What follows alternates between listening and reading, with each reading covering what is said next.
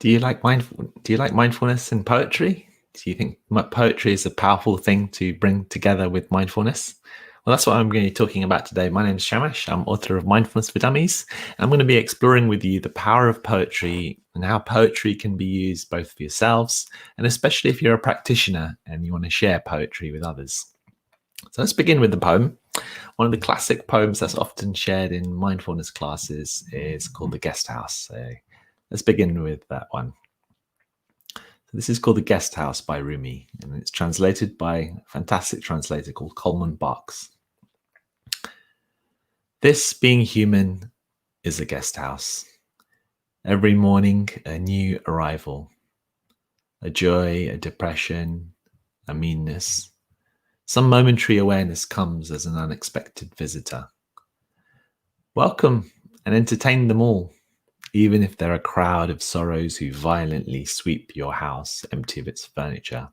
Still, treat each guest honorably, for he may be clearing you out for some new delight. The dark thought, the shame, the malice, meet them at the door laughing and invite them in. Be grateful for whoever comes, because each has been sent as a guide from beyond. So that poem was called The Guest House by Rumi. I recommend you read it again and reflect on it a bit more deeply if you're hearing that for the first time. Now, when I share that poem in my mindfulness classes, it's often when I'm teaching a certain topic, acceptance actually, and it's often read during a meditation, and that's going to be one of my tips for today, which is perhaps don't read the poem like I did today, which is just diving in with it straight away. You need to get people in the right frame of mind. That's going to be one of my tips. But I've got 3 tips for you today. And my first tip is choose a poem that moved you.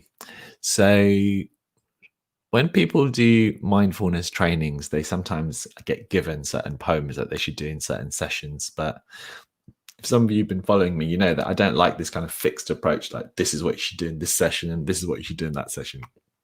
I encourage you to find the poems or quotes or sayings that moved you, because if your students will feel that energy in you as a teacher. So if you find a poem or a quotation that really resonated with you and you share that in your classes, then they're going to feel that and you're going to be passionate about it when you're sharing it. If you're just reading one because if you've heard it's good or you think that other people like it so you're doing it, then that passion won't be there. You won't be so excited about it and they'll sense it too. So the first thing is to choose a poem that moved you. And if you really don't like poems and they don't move you, then don't use them. Take another approach. I remember in one class, it wasn't a mindfulness class, it was similar, but the guy liked paintings. So rather than having a poem for us to reflect on, he held a painting or had a picture of a painting on a projector. And we just looked at it for a few minutes and reflected on it and then shared on it. And I thought that was good.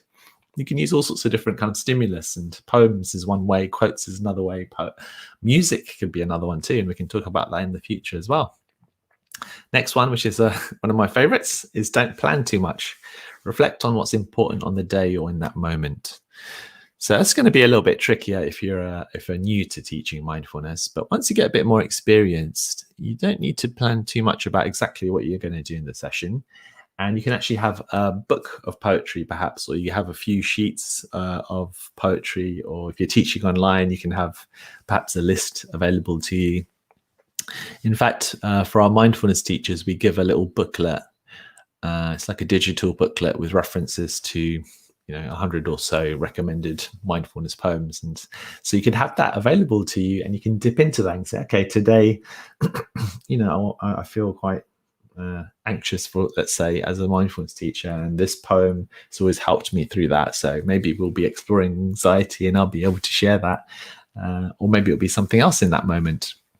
You could even be very sensitive, always a bit more advanced, but if there's somebody in the class that's brought up a certain topic and you want to teach an element of that, you want to say, actually, this is such a great moment to teach about kindness. And there's this wonderful poem that I have about kindness. So you could say to the class and not kind of impose it on them, but you can ask them like, hey, I'm thinking, would it be okay if I shared with you a poem about kindness that I really like? I'm sure everyone would say yes. And then maybe you do get people into the right frame of mind, and then you slowly read that poem, and that can be really powerful. And the third one, which is even kind of more subtle, I guess, my third tip is to let your students listen with more than just their minds.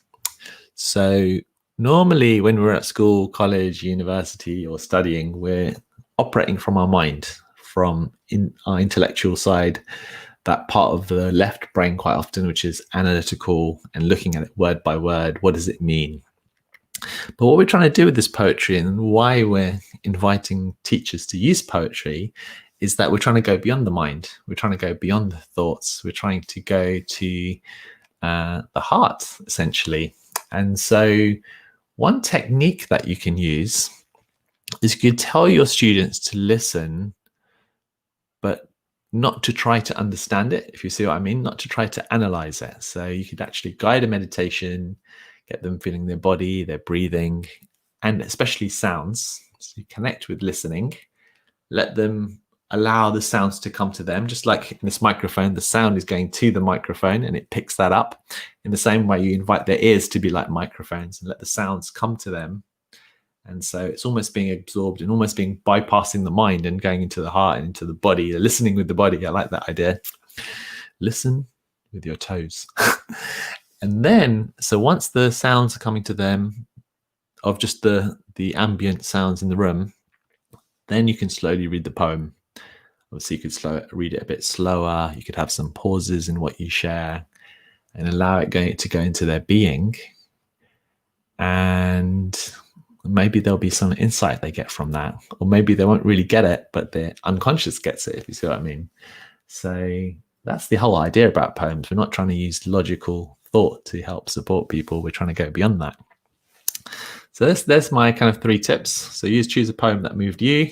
Don't plan too much about it. Be more spontaneous in the moment if you can, and if you're a bit more experienced. And let the students listen with more than just their minds, with their hearts. Okay, so I'm going to share this. I can actually share some comments here. So Kate says, it's not exactly mindfulness, but she likes the poem Footprints in the Sand. I would say it's a mindful one. That's a spiritual one. And I think the mindfulness definitely borderlines on psychology on one side and spirituality on the other. And so I really like that one. And Kate also says, and I agree, Thich Nhat Hanh quotes and mini stories are brilliant too. They're a really good option. And someone's saying here that sharing pictures is something that they could get into as well. I like that tip. Oh, wonderful. Yeah, please do. Think about the different senses. So seeing, obviously you could use a movie or a short video clip as a stimulation or an image. Sounds, you've got the sounds of poetry and quotations, but then you've got the sounds of music. Smell, not sure about that. You could use that when you're doing mindful eating, obviously, with chocolate or a slice of apple. And taste and touch. Now, touch isn't used very often, but you could do that. Give a little bits of velvet around, get people to feel it. Velvet meditation. Anyway, thank you so much. Thanks a lot for joining in today. And this week we're launching a club, actually, a mindfulness club type thing. So if you're on our email list, you'll get information about that on Wednesday, about our daily mindfulness club. Great. Thanks a lot for watching and for joining in. And I'll see you again tomorrow morning for related topics. Bye for now.